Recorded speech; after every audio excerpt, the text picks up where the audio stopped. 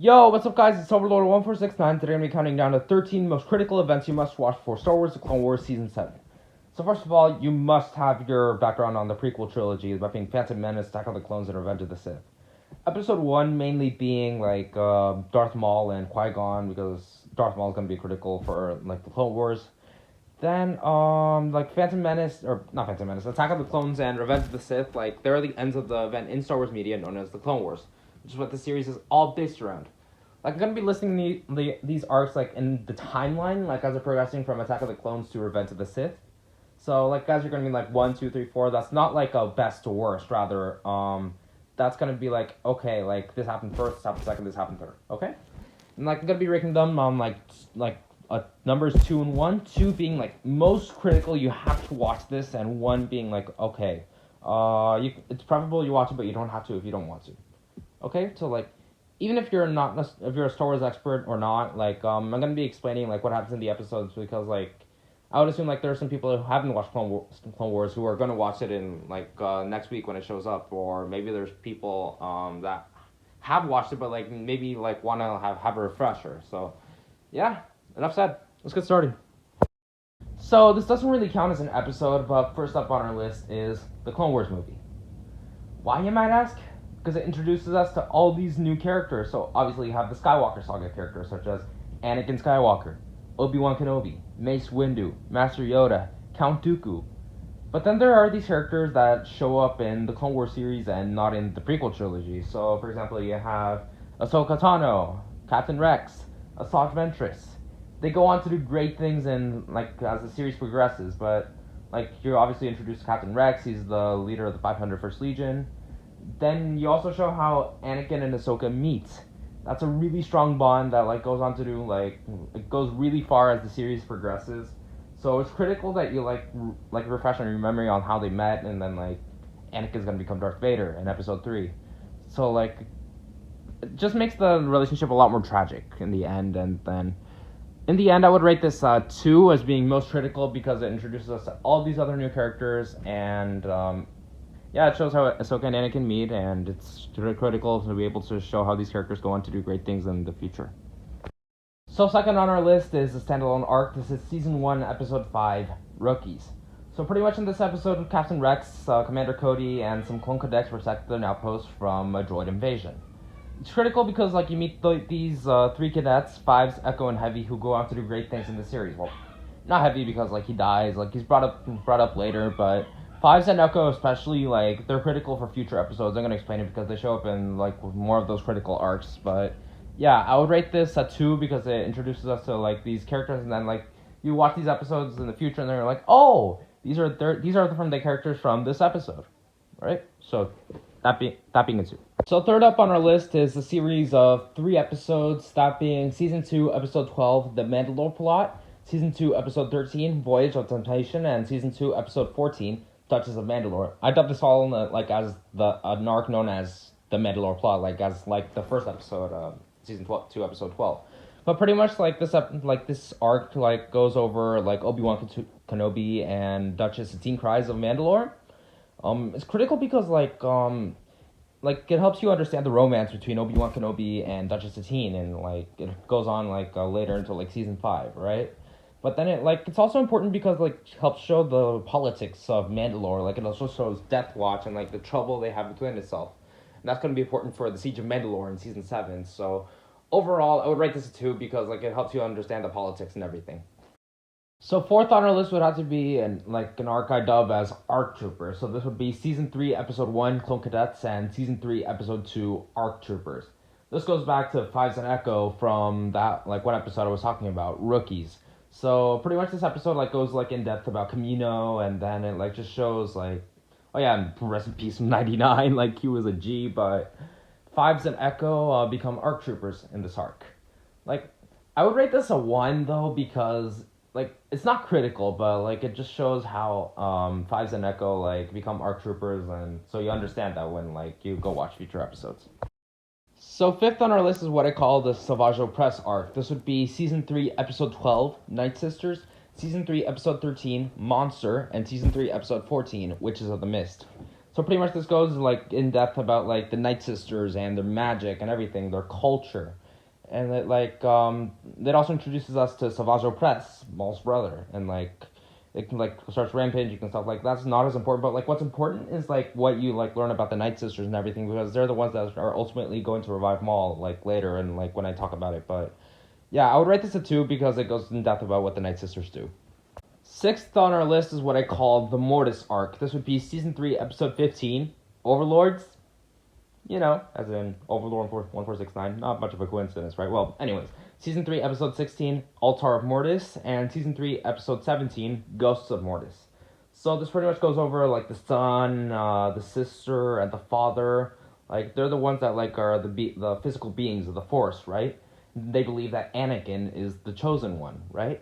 So, it's not as important as, other arcs, but, it adds to the tragedy of when Anakin becomes Darth Vader. So I would rate this a 1 because although it's so important for it adds to the tragedy of Darth Vader, it's not as important as other arcs. So yeah, it's a 1. Seventh on our list is the Citadel arc, that being Season 3, Episode 18, The Citadel, Season 3, Episode 19, Counterattack, and Season 3, Episode 20, Citadel Rescue. Now this is what I call one of the I think this is the most useless arc out of the 13 that I'm gonna explain because the events are just gonna be explained really quick. I already watched the unfinished episodes, because the first 4 episodes of Season 7 are gonna be the Bad Batch arc. They're just finished versions of the unfinished episodes that were released years ago by Lucasfilm, but this event is just gonna be explained really quick, so you don't have to watch it if you don't want to, because it's just gonna explain the episode. So yeah, I would just rate this a 1. 8th is what I call the Krell Arc, this being Season 4, Episode 7, Darkness on Umbara, Season 4, Episode 8, The General, Season 4, Episode 9, Plan of Descent, and Season 4, Episode 10, Carnage of Krell. This goes into in depth about the clones. They're not just programmed. They're not programmed. They're actual humans. And pretty much what happens here is that Anakin is forced to leave the 501st Legion in command of Jedi General Krell. But then Captain Rex and the others realize that he's gotten a little cuckoo. He actually thinks that the Separatists are going to win the war, he predicted it. He predicts it, so he turns on his clones and makes them attack each other. So that makes the clones just start to working together to be able to bring or arrest General Krell. Was what I was meaning to say, but yeah, it just shows that the clones are they are capable of making their own decisions. But the thing is, though, it's just a cool arc. I wouldn't say that it's the most important, so I would rate this a 1. 9th is what I call Maul's Return. This being Season 4, Episode 21, Brothers, and Season 4, Episode 22, Revenge. The arc's name says it all. Maul returns. So pretty much, Savage is, brings him with the Nightsisters. They, make Maul's mind, start working again, functionally and logically. And then Maul just starts plotting to have revenge against Obi-Wan Kenobi for those events that happened in Episode 1, The Phantom Menace. So, yeah, pretty much, that's all I have to say. Maul returns, and, he's gonna show up in Season 7, so I would rate this a 2. 10th is what I call Maul on Mandalore. First off, this is optional. You don't have to watch Season 5, Episode 1, Revival.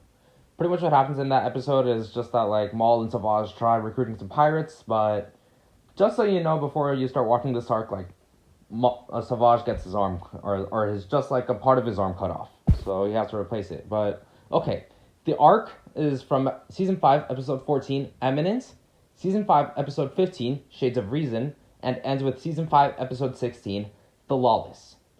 So, again, repeat, you don't have to watch Season 5, Episode 1 if you don't want to, but pretty much what happens in this episode this arc is that Maul teams up with Death Watch.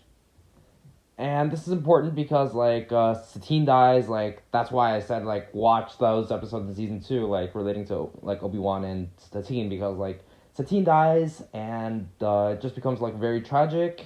Maul takes control of Mandalore, he causes it to go into chaos, and this is what's going to prompt a Republic Siege of Mandalore in Season 7. So I would rate this a 2. Now, our 11th arc. This is my favorite arc in the whole series. I would kiss it if I could. I'm not even kidding, but okay. Season 5, Episode 17, Sabotage. Season 5, Episode 18, The Jedi Who Knew Too Much. Season 5, Episode 19, To Catch a Jedi. And Season 5, Episode 20, The Wrong Jedi. Now, this is critical not just for the Clone Wars, but also Star Wars Rebels, because it's all based on Ahsoka. This is a very transitioning moment for Ahsoka. So pretty much, she's framed, she's on the run from the Republic, she's trying to figure out who framed her for a murder, and then she's captured, she has to try to prove her innocence, but the people don't believe her. She's almost executed by the Senate, but then in the end, it turns out that the person who framed her was her friend, Barriss Offee.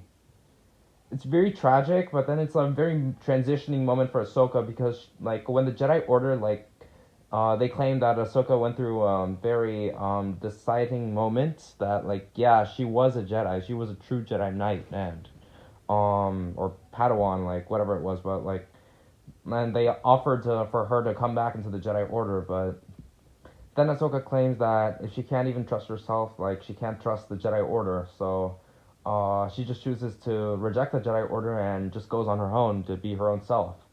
So it pretty much just shows that Ahsoka is no longer a Jedi. And this is going to play a big role in Season 7, most likely, and then, you just go on to Star Wars Rebels, she goes on to, just say that, I'm no longer a Jedi. This is a very crucial moment for Ahsoka, so I would definitely rate this a 2. You have to watch this arc. 12th is the Inhibitor Chips arc, this being Season 6, Episode 1, The Unknown, Season 6, Episode 2, Conspiracy, Season 6, Episode 3, Fugitive, and Season 6, Episode 4, Order. So remember how I was talking about, Fives and Echo being important? Well, this is an arc all revolving around Fives. So pretty much, Tup, one of the clones, pretty much clones have this thing in their brains, or their heads, known as an inhibitor chip. It was just this biological implant made by the Kaminoans, and Tup's inhibitor chip starts to malfunction, so he kills a Jedi. So Fives, him valuing Tup so much, he tries to investigate on the matter and realizes that clones have inhibitor chips, and then he just goes on this really long adventure, and ultimately the Jedi think that he's crazy, then that they have inhibitor chips, but then he's no, these inhibitor chips may have been what caused that that the clones turned against the Jedi, and then he's killed. But it's important because it's a pre-Order 66. It's funny because you're just gonna go to Siege of Mandalore, because that happens during the events of Revenge of the Sith. That explains why Ahsoka and Rex were never in what was it called, Revenge of the Sith, because they were on Mandalore. But yeah, back to this, Fives is just, Fives, with the inhibitor chips, and they're going to be why didn't I listen to Fives? So, yeah, I would definitely rate this a 2. So the final arc you must try to watch is what I call the Psychodes Arc, this being Season 6, Episode 10, The Lost Ones, Season 6, Episode 11, Voices, Season 6, Episode 12, Destiny, and Season 6, Episode 13, Sacrifice. So pretty much this all around surrounds, Psychodes, this Jedi Master who died, and he was the one that prompted the creation of the clones, pretty much. He was the one that suggested everything. So, and it also goes in depth about immortality and how Yoda started learning about it, and it's what these were the final episodes before Clone Wars was canceled. So it also shows how the producers tried ending the series, but overall I don't see it as important as other arcs. So I would just rate this a 1. And that's the 13 arcs pretty much. Well, technically 14, because of extra episode before the Maul and Mandalore arc, but yeah, that's 13 arcs. I hope you all enjoyed. Hope you were all informed about everything, and I'll just see you in the next one. Peace.